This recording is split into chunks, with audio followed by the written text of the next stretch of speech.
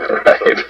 So there are some social affordances that I think the technology is a little short on.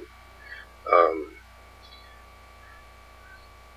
but in terms of the types of things that we're discussing right now, one of the things that I've always been fascinated about is our understanding of a term like affinity.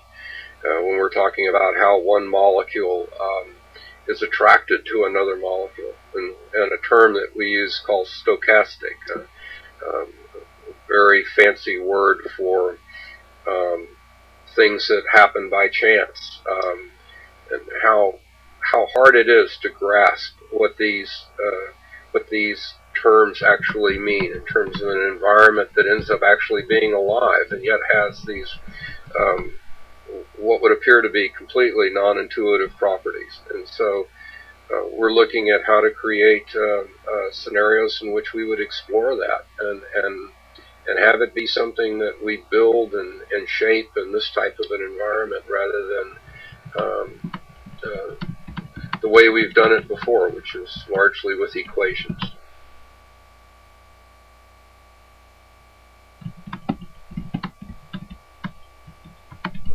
Kevin, Rick here. Audio talk. Is this too loud still? No, you're not. Still doing okay. Yeah, go ahead. Okay. One of the areas is that to take the avatars that we say today and eventually get your own body scan and instantiate them with your own molecular properties, whether it be your heart rate or your blood pressure or your blood sugar or whatever, so that you have in the virtual world you have a representation of yourself that is a very close approximation biologically to yourself.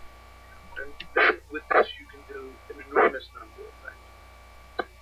As a stepping stone to that, one project that we're starting at the University of Washington is virtual cadaver.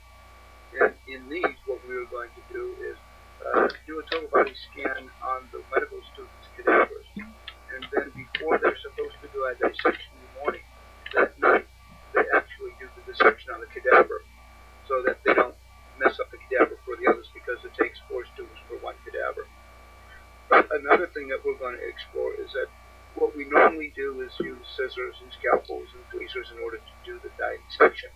However, what ends up happening is that you destroy the tissue, and you can only get a macro. But if you've got a virtual cadaver, you can slice it, you can rotate it, you can remove various tissue layers, you can fly inside the heart, fly inside the kidney, and look at it from the inside out, give you perspectives that you wouldn't be able to have. And in a virtual world, if you've got your teacher, your virtual mentor, he could, for example, take the class on a trip that you fly inside the heart or fly inside the brain and see what it's like anatomically. So these are a number of things.